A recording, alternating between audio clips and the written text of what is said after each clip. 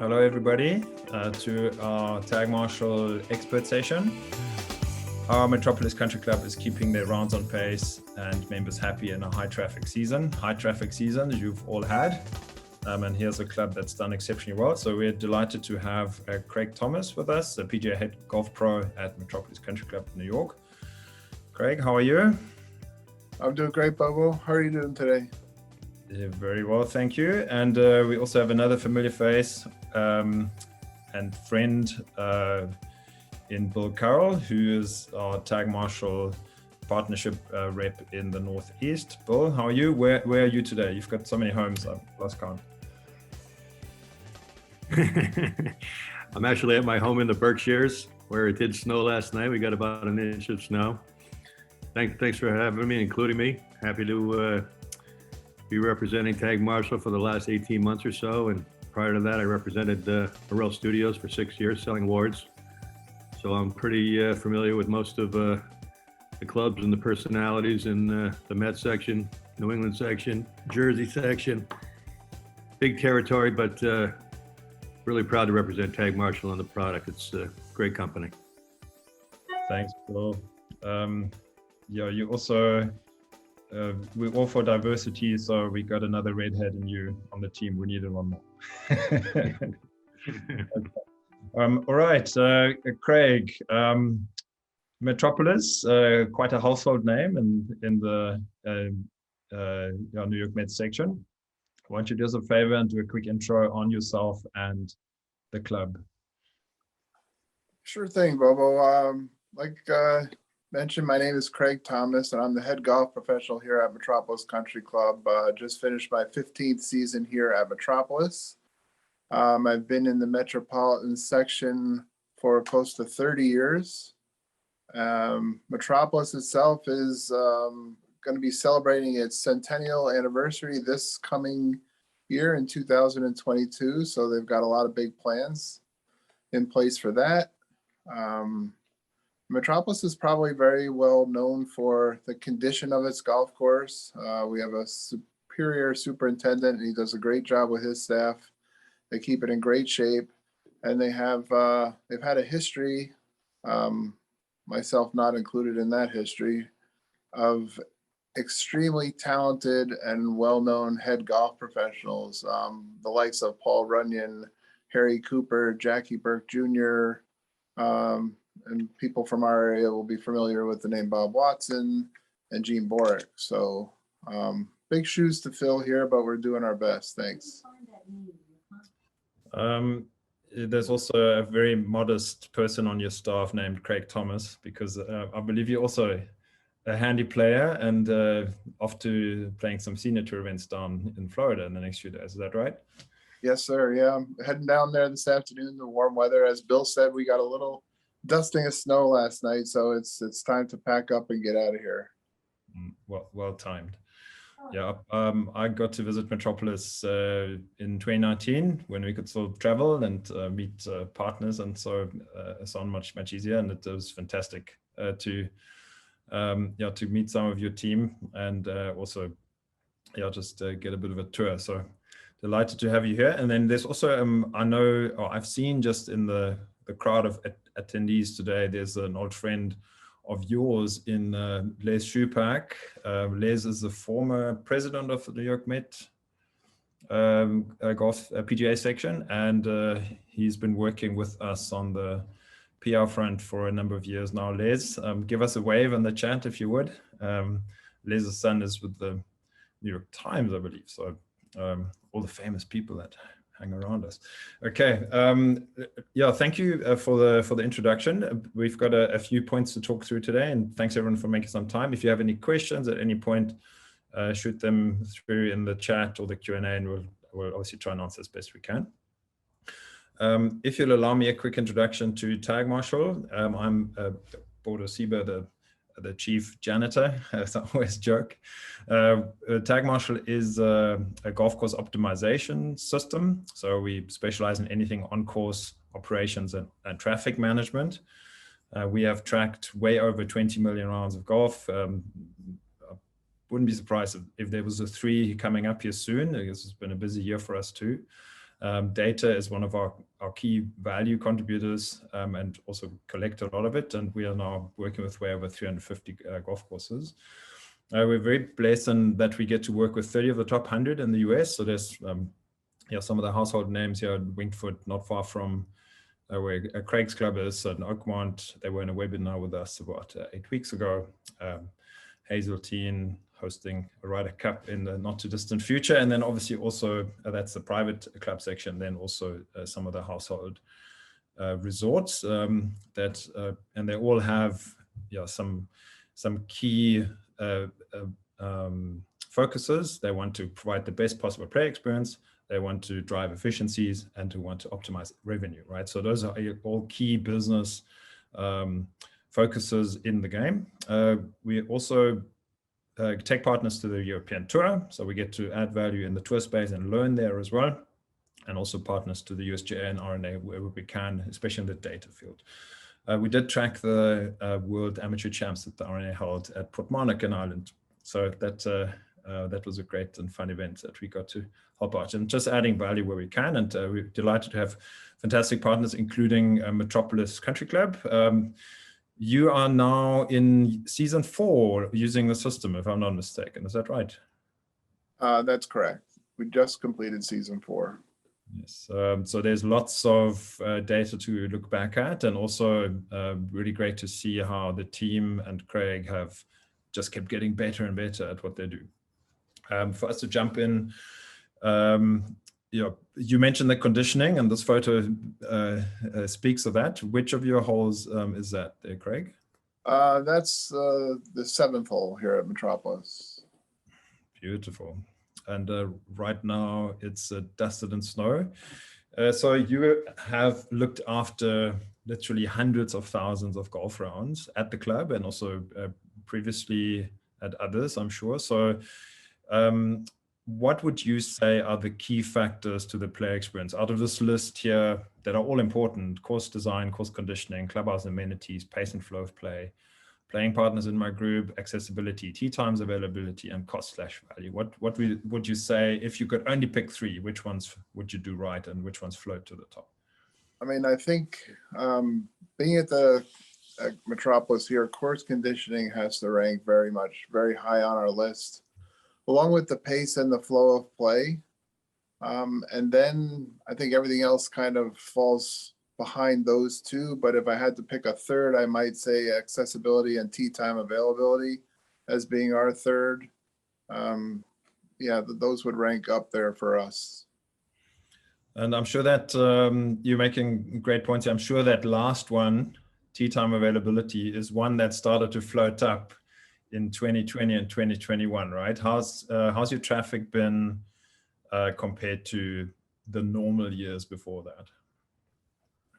It's up. It's up considerably. I mean, for the first time since I've been here, and it's only gotten busier since I've been here previous to my arrival, we were over 20,000 recorded rounds this year.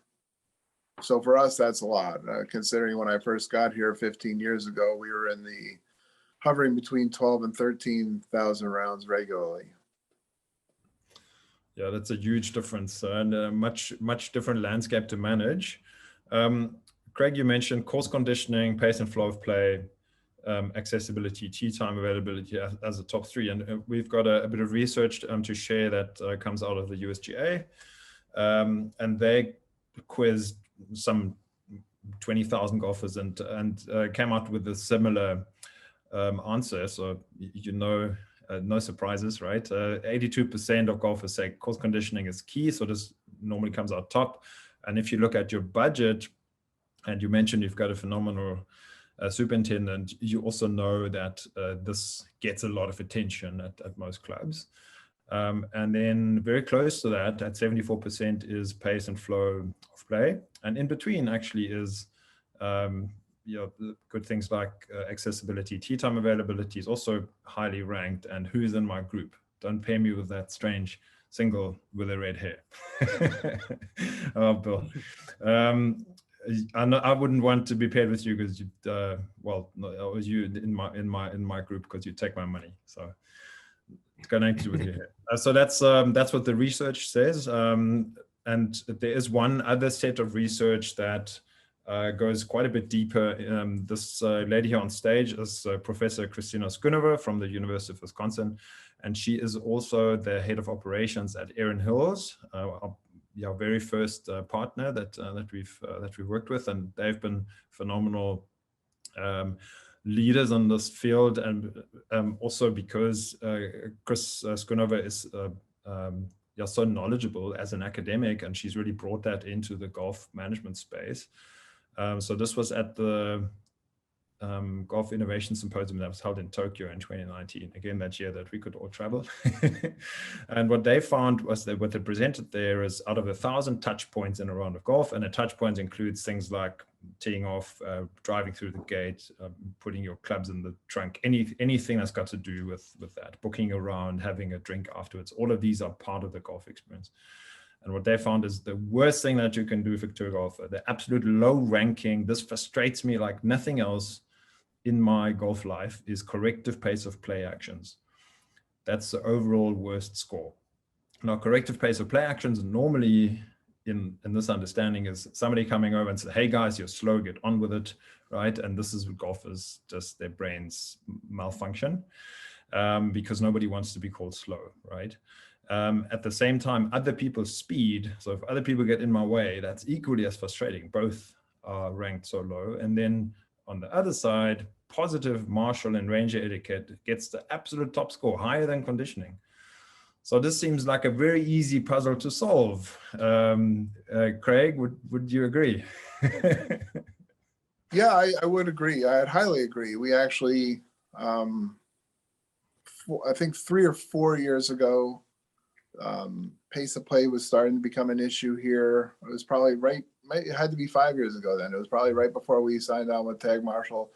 Pace of play was an issue. The club hired a marshal. They thought that was going to do it. But at a private club like ours, people don't want to be told to speed up. They don't want to be told to pick up and move forward. I mean, they all but ignored the marshal. So we had to find other ways to have those interactions with the members when they're out on the golf course. And your software has provided, us an avenue to get out there before things become a problem and try to politely, properly notify people that their place on the course is about 5 minutes further up. So it's worked out really well for us in that respect. Yeah, we're going to talk about how your members have responded to the program. Obviously, it's second nature now to everyone, right? Because you've been doing it for such a long time. But maybe just to be obvious here, what would you say the members don't respond to in terms of if they're approached what's a bad way to approach a member, and reversely, what's the constructive way to approach a member if you need to have the conversation? What have you guys learned? Well, I think that the worst way to go about is that 4-letter word slow. I mean, as you said, nobody wants to think that they're slow. It's always the other person in the group, or they're being held. They believe that they're being held up, so on and so forth. So that's never a positive way to approach any group out on the golf course. What we like to do is we like to, whether it be somebody from our first tee area, my starter, myself, or one of my staff will, when we see that there's a problem on the course, or there's a problem starting to develop out on the course, we'll head out onto the course and just observe for a little bit. I'll go over and ask them how their day is going. Everything okay? I'll oftentimes, since most of our rounds are predominantly walking with caddies, oftentimes I'll talk to the caddy or caddies first to find out if anything happened that, kind of set these guys behind. And so oftentimes it's somebody, 1 or 2 people lost the ball in the fescue on number 3, and they took a little bit longer looking for it, and they're aware that they're falling behind, and they'll do their best to pick it up. So often, many times we don't even have to talk to the members themselves. We deal a little bit more with the caddies, and they're aware of what they need to do. Yeah, it seems like information is a key contributor to success here, and I think it's probably a good segue into our next section. Thanks for explaining that. We're going to dig a little bit deeper. So the question is, how is Metropolis using optimization tools and processes to manage field flow and pace of play effectively during an extremely busy season? So let's look at this technology that you've adopted. It's not new, obviously, but to you, certainly, which of these, on point number 1, which of these front-end units do you use at the club? We use the walking groups with tags. I mean, we will give the tag to the caddy or one of the caddies. If we do have the occasional groups that all 4 players are in a cart, we'll just take one of the tags and stick it in the glove box of the cart, and off they go. Yeah, so this is what Craig's referring to. You can see my cursor here. I don't know if you can. So yeah, classic tag tracking walkers. It's one in a group. We do have a unit that goes into carts as well, because obviously there's many golf courses doing lots of cart golf. This one on our world comes with a geofence buzzer that alerts people if they're going into a wrong area. And then we do have a more classic GPS version as well that's got yardage and a view of the course, and then obviously also it sends information back to the players. But all that these units do is they send information on movement on the players, where they are, to the cloud server. That's where our system then processes that and then calculates what's the status at any given time, any second of every day, and then feeds that back to the team at the Metropolis clubhouse. And then somebody might have a tablet that they've got with them that they go out on the course with, so they've got this information at hand. And it's really a tool that allows for live management, but also really collects background data that helps benchmark and tweak so that you can get better and better and better. And I think with Metropolis, we've got a fantastic story to tell around this. So let us jump ahead here, Craig. The Metropolis is bottom left. That's what the club looks like in the Tagmarshal world. That is your map.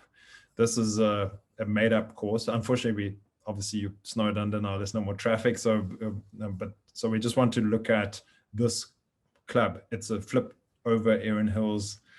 But you know exactly what's going on this course, even though it doesn't exist and you've never been there, just because you're so used to the system. So what if somebody was to look over your shoulder and ask them, what is this? How would you explain it to them?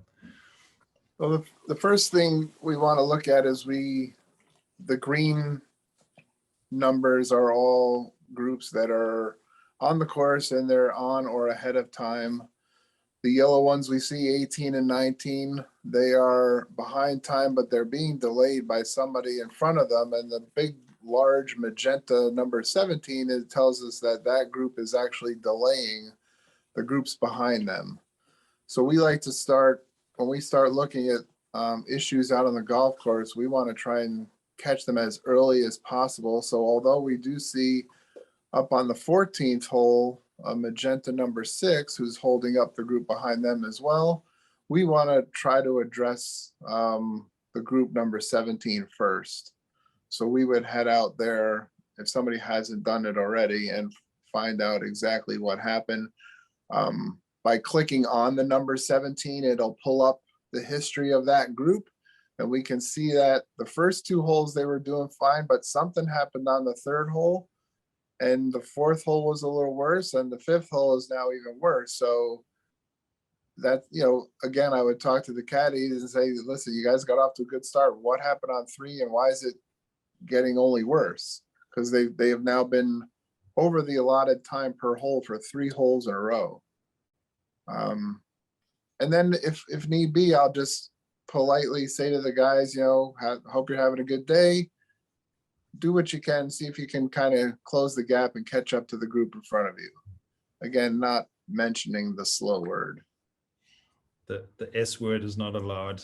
I know some of our other partners, they say, well, you're out of position, meaning you're supposed to be half a hole And that seems to compute well with the golfers. Right. There's also a red icon here. This one, you know it well, it says, well, they're out of position, but they're not impacting anyone just yet. So what our system does, it calculates all this movement data versus a grid that sits in the background. So every hole's got multiple grid zones, where you're supposed to be versus where are you in reality, and then also the groups relative to one another in terms of the time gap in between, and then we prioritize. It's quite a complicated algorithm or complex rather, that this group number 5 is the big issue because their trend is negative, they're getting worse, and also they're so early in the round and they already have a tail of 2.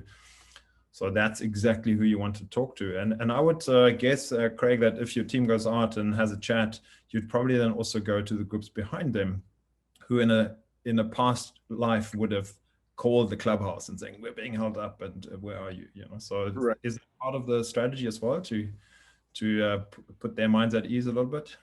Yes, I mean, it depends where they are on our course. If I have to drive, or if we have to drive past them on our way out to group 17, we'll mention to them preemptively, listen, I know you guys are being held up a little bit. We're gonna kind of move the group ahead of you along. Just do your best to keep up with them. And if we get to group 17 first, because the other groups are further away from the golf shop when we head out there, we'll talk to group 17 and then we'll go talk to 18 and also 19 and say, listen, I know you guys are held up a little bit. Things are going to get better. We talked to them. Just do your best to keep up with them. And then we just, if it's really bad, we'll just kind of hang out there and watch them for a little bit. We may even act as a little bit as a caddy for group 17 for a hole or two, just to try to get them back into position, because that early in the round, that could ruin the day for a lot of people behind them. Sure. Yeah, it's certainly worth the effort. And if you can get them back in position, you've saved the day for everyone behind them, and you're not getting any phone calls, and it's success, right? You mentioned earlier, the conditioning is right, the flow is right, that's happiness, and the rest sort of falls into place. We also obviously can track superintendent vehicles. So very often the superintendents would plug into the system and they would see if there's a viable gap in the field, can their team get more done, which is helpful. And then if there's a drinks cart about, well, that's also helpful to know, especially if they're mobile. But at your club, at Metropolis, you also have a T-sheet integrated and it pulls the names through to the system. Are you finding that useful when it comes to knowing who's who before you even go out there? Yes, I mean, we find that very useful. We use 4 Ts for our tee time system, and it talks very well with Tagmarshal. So the groups are already in there. When we assign the tag to the group, it pulls the names over. So when you're in the shop and you first see that red number start to show up, or the magenta number, you click on the name, and oftentimes it's an aha moment. Okay, you knew this was going to be a problem. I didn't think it would be a problem this early in the day, but let's go talk to Mr. Fill in the name. I'm not even going to say a word. Mr. Bill Carroll. No, you can use my name. I'm that guy. Okay. Okay. No, that's great. And we do have, I think it's about 15 integrations now. So in the private club space, the Jonas, the Club Essentials, the 4 Ts, it's really smooth. And it adds a lot of value. So over time, and you have a lot of history to look back at, each and every single member, then also we're building a profile on, right? So that you can see at any time, where does this person sit in terms of how often are they delaying others? How often are they on pace? What's the experience like generally? Where do they fall out of position? All of those things are available. And we're talking about information that's available. Here's an example of what we call a track map, where every single round that gets played has got one of these attached at the end of the round, where you can see how did this group move along their day, who was in it. These are fake names. Craig, we don't want to point out any one of your precious members here, but this is a real round that happened on the 24th of July, and this round came in at 4:24. which is a bit over your goal time. What's the goal time you're playing towards, or were in July? Do you recall? Well, we have a staggered goal time here at Metropolis, which I think has helped us as well. Anybody teeing off 8:30 or earlier, their goal time is 3 hours and 50 minutes. The next hour and a half of tee times, taking us to 9 o'clock, is 4:05, and then after that we go to 4:15. So these people, we would have wanted them to play in 4:15, having teed off at 1:57. So it's almost 10 minutes over their allotted time. So here we are showing that there was one interaction. It says friendly encouragement to pick up pace and get in position. So Gregory, assuming is one of your assistants. Yes. So this is all logged, right? And then at the end of the day, if you can then, you have this available. Do you ever use this? Do you ever need to have sort of a deeper conversation maybe with a member if they, if they maybe fall behind a little bit too often? We've had certain conversations. I don't put anybody else in that position, but I've had certain conversations with some members. Really, what it comes down to, our committee, our golf committee, has set up a process that, if you don't play within 5 to 10 minutes of your expected time, you're going to receive an email from our golf chairman. If this happens twice within a 2-week period, you are going to then be assigned a tee time more commensurate with your ability to get around the golf course. So if you're always signing up for the 8 o'clock time, yet you can't finish in anything less than 4 hours and 5 minutes, then you're going to be pushed back to, somewhere around 9 o'clock or later, depending on all the other people. So at that point in time, when that person has continually put in for an early tee time, and they keep receiving a 9 or later tee time, because our tee times are assigned by a quote lottery on the weekends, that's when the conversation sometimes needs to be had. And I've had that conversation on more than one occasion with a few members, and very politely said, well, let me show you something. Let me show you. And I'd call their individual name up, and it tracked their rounds, and we can set the date for all of last year, all last month, set the parameters however you want. Listen, here's your last 20 rounds played. Only, 20% of the time are you meeting our goals, Well, then they'll say, well, somebody's ahead of me is holding me up. Well, no, nobody was holding you up. You were actually holding other people up. And the information is right there. The data is there. They can't argue with it. That's always a big thing for a lot of members. They will blame it on their playing partners, or they were held up at the turn, or the group in front of them was slow, so they're slow. But the way your system's set up, if he's a yellow all the time, yeah, he's being held up. But as soon as he is that magenta color, he's the culprit. Yeah, I think you're making some good points here, in that fact and data really even out the conversation, and there's no opinion, there's no perception. And sometimes you may have somebody come into the clubhouse and say, oh, it felt like we're playing 5 hours today, right? And then you can also check that. And sometimes 4:15 may have felt like 5 hours to that person, but it was 4:15, and everybody in front of them played in line with expectations. So data is, I would think, makes these conversations much more manageable. Yeah, 100%. We'll oftentimes at the end of the days, we'll receive an email. It'll go to myself, or it goes to the gentleman here that run our first tee, complaining. A member got home and just, oftentimes maybe they didn't play that well. They had a bad day, and now they're just letting the let off some steam, and it comes through that place to play was awful. It's the longest round I've ever played. So you call it up, and it's not that bad. It's 4 hours and 10 minutes. You're teeing off at 11:30 on a Sunday. That's not, it used to be a lot worse. So great to hear. And yeah, we also talking to pros who actually use this information to try and help their members improve, right? If they get stuck at certain holes too often, well, how can I help you be better? And that's another lesson that's can be put to good use, right? Let's jump ahead. Craig, thanks for the insight here. What's the impact on operational efficiency? Because we've all been in that boat now the last 2 years that there's so much traffic and you don't necessarily have bigger staffing contingents. You need to get more done with less resources. Also resourcing into the future is getting harder, not easier.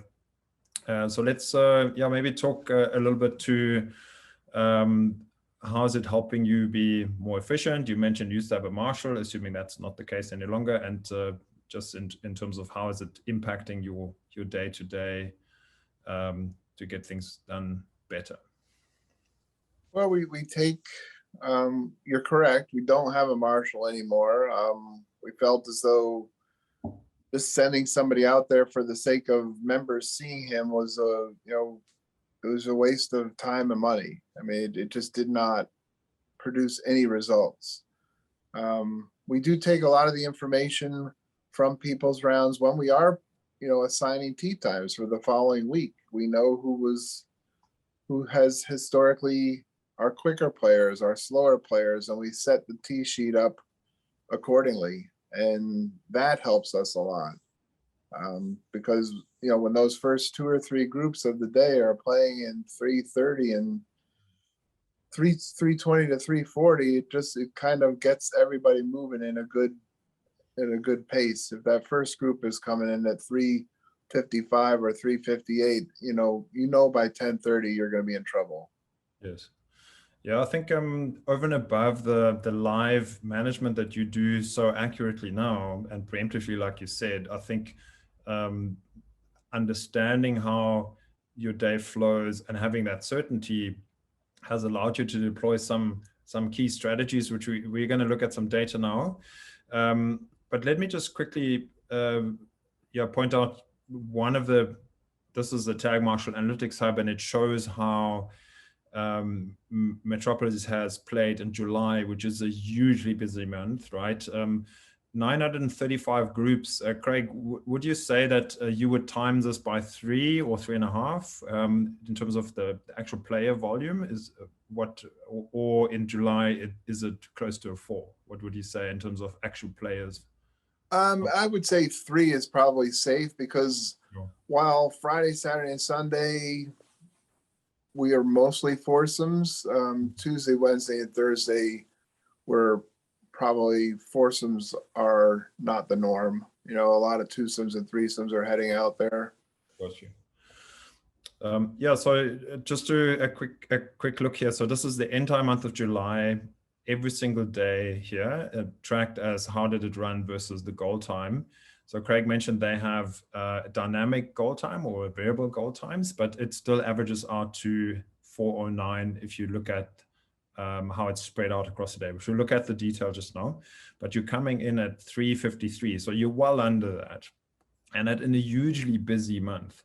So there's obviously, you're getting a lot of things right. Then maybe one point to make is that it's not really that helpful in the bigger scheme of things to look at the average round times, because like you said, now you do have a lot of smaller groups, twosomes, threesomes that are generally quicker.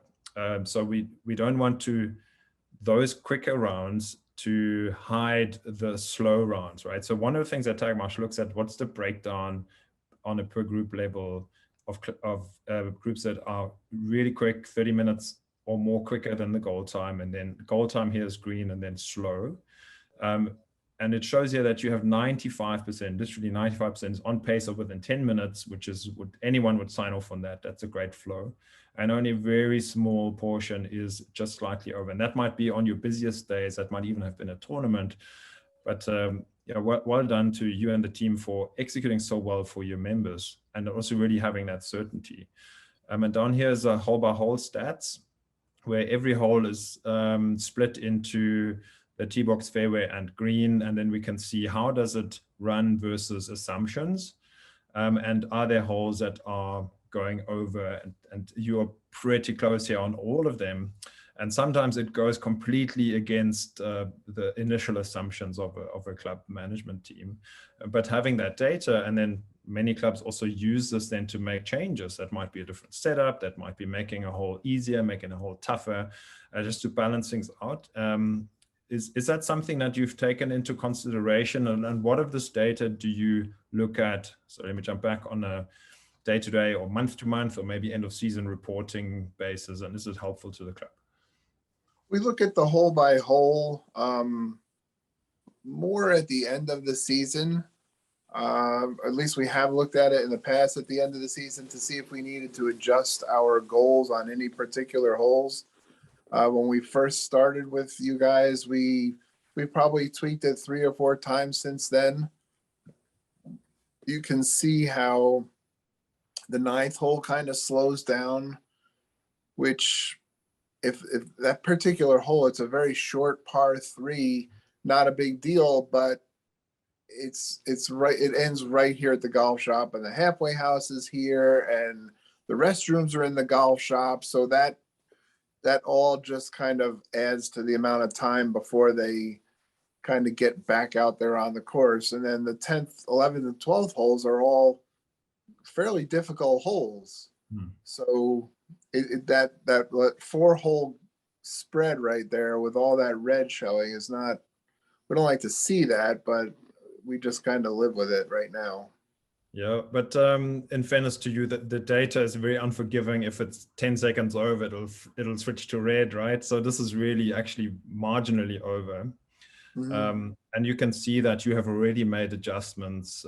And also it's good to keep making adjustments because also you keep getting better, right? So you want to hold yourselves to the best possible standards that you can. And I think this is probably a good point to look at this, the variable goal times that you mentioned. So just very briefly, what this graph depicts is the play volume within an hour. So this is the key days at Metropolis, Friday, Saturday, Sunday, like at many private clubs. So here's the play volume, and that spikes heavily into 9 o'clock to 10 tee-off times. So these are the groups. And then the purple is your average round time across the day. And you can already see there's a firm trend here. Later in the day, not so much traffic, things speed up. Early in the day, even though there's quite a bit of traffic, you have been playing under 340. So this is where Craig and the team have discussed this with our customer success team, who helped them analyze the data, and then they've deployed these staggered goal times. So it's not just one time that you measure yourself against, but you're actually tightening the screws a little bit. And you now get your early rounds, and this is a lot. There's a lot of play happens in at quite a bit quicker than your original goal time used to be at around 4:15. So how has that helped you get control? And do you also, is that something that you communicate with members who want to play at those times? Good question. We do communicate with the people that request those early times that the goal is under 4 hours is how we phrase it. You need to be able to get out there and move around the golf course. And some of the members don't even want that pressure of having to move that quickly. So they would prefer to play it between 9 o'clock and 10 o'clock. But we like you said, we continually look at this. As I look at this now, and we talked a little bit earlier, I think that afternoon goal time will drop that down.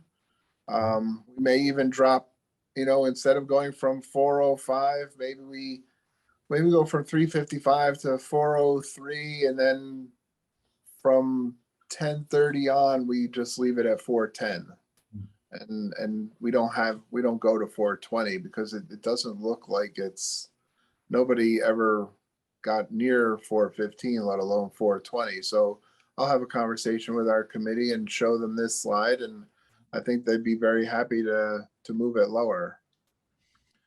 Yeah, that's exactly what it's there for, and that to really guide your your decisions and your strategies, and you can never know enough about your business, right? So I'm glad to hear that.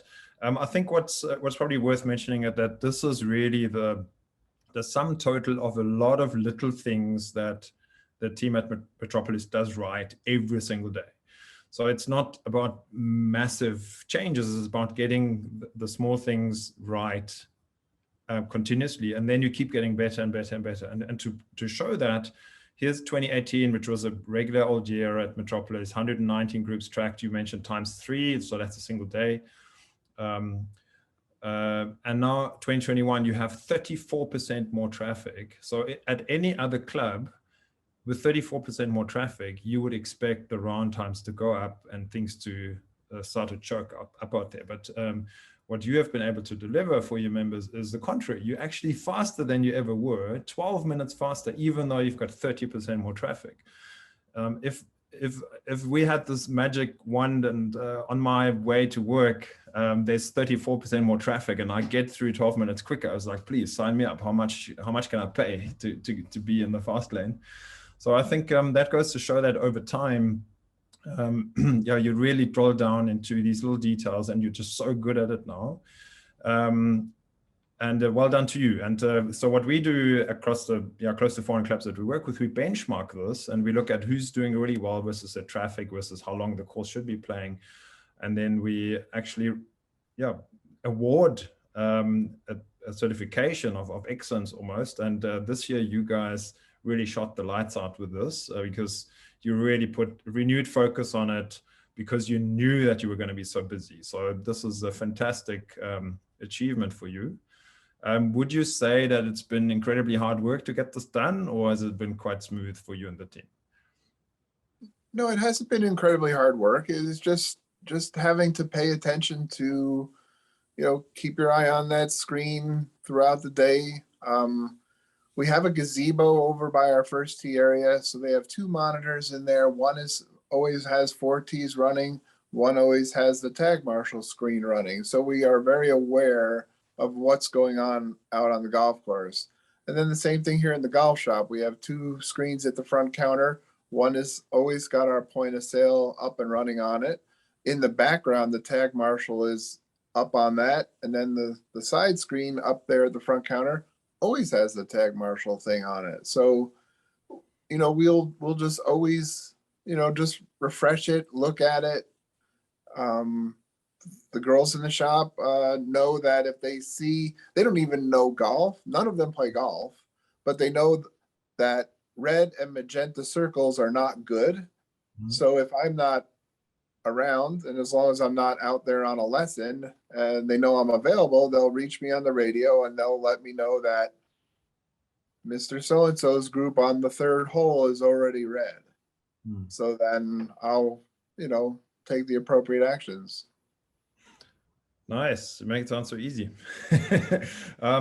Maybe one point to add here quickly. So this staggered goal time strategy that we help clubs develop, that leads itself to the creation of additional capacity at some point, right? Because what we're finding is if you maybe a little bit more aggressive here, you could play this through to 340 because that's effectively what your players are coming through at.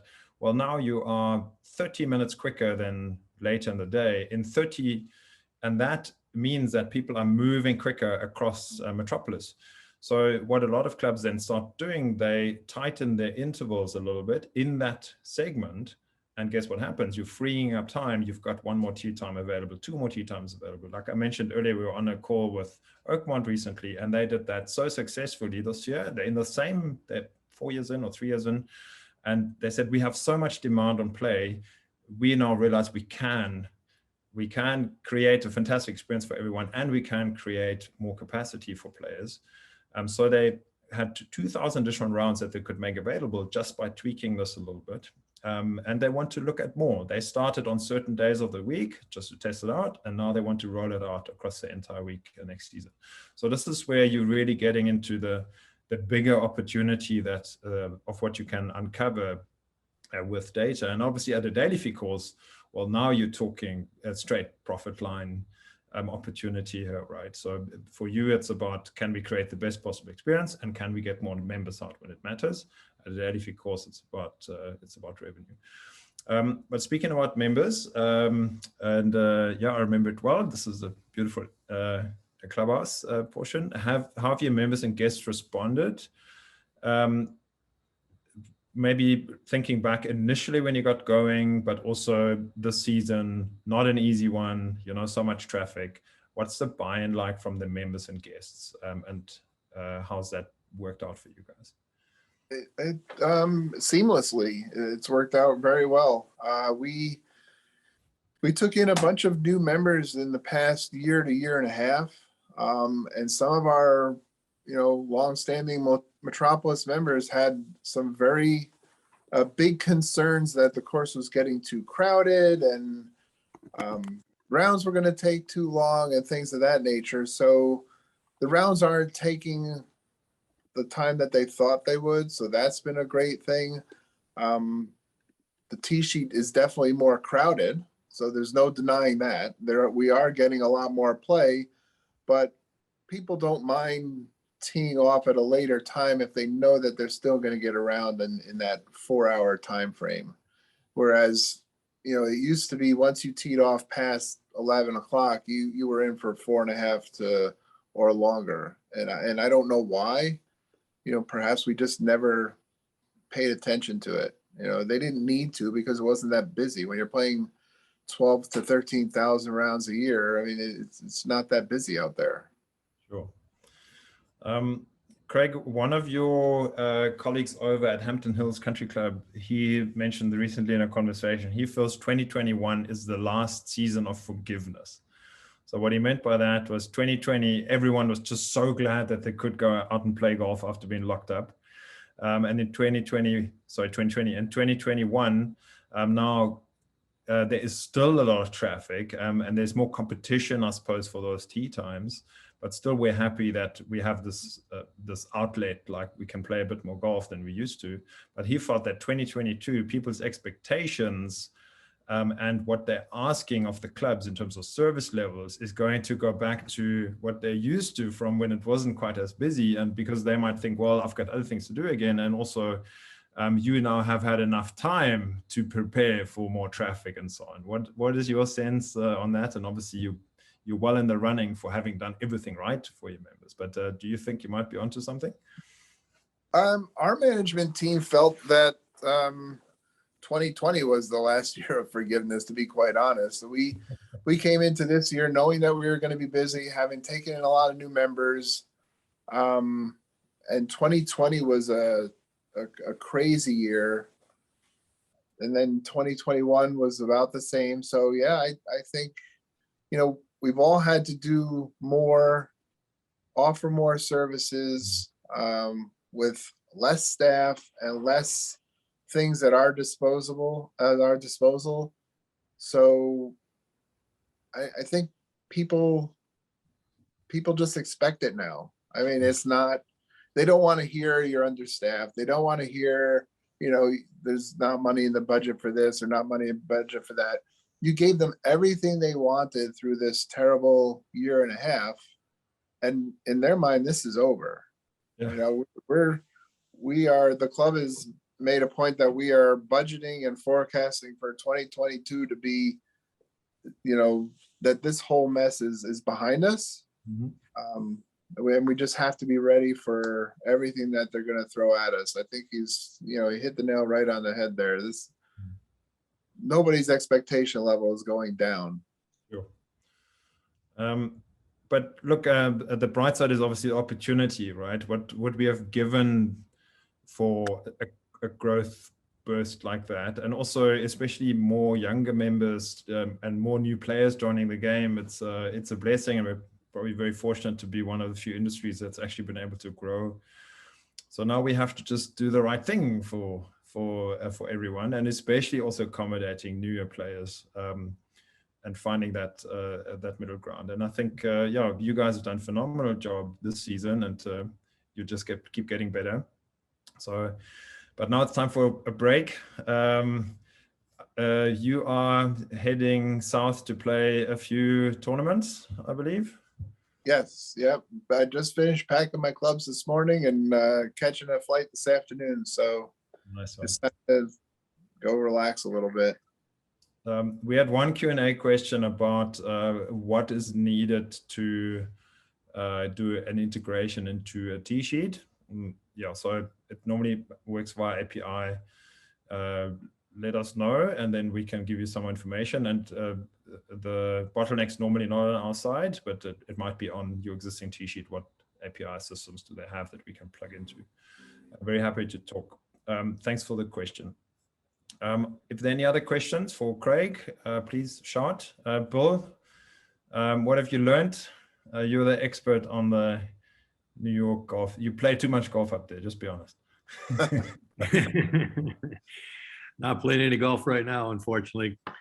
But no, I thought the session was great. One thing that I did want to highlight was that, Craig mentioned being on top of the screens. One of the beauties of the systems is the custom alerts.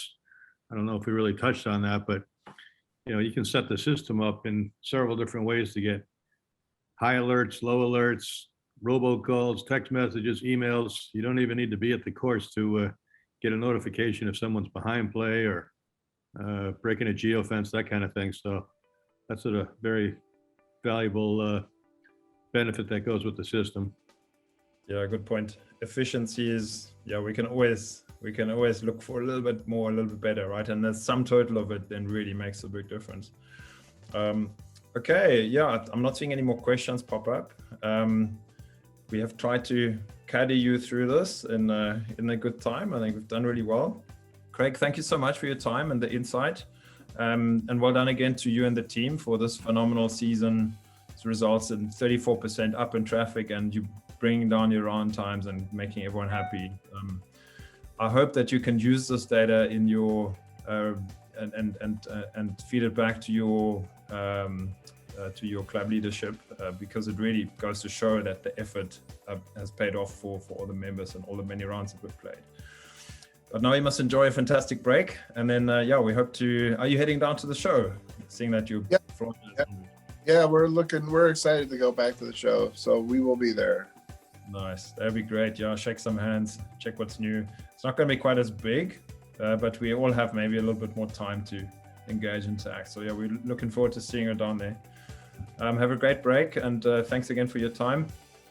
Bill, you also got to head south now if you want to play golf. Thanks, Craig, for the time. Okay. All right, guys. Thank you very much for having me. And thanks to all the guests for listening in. Okay. Bye.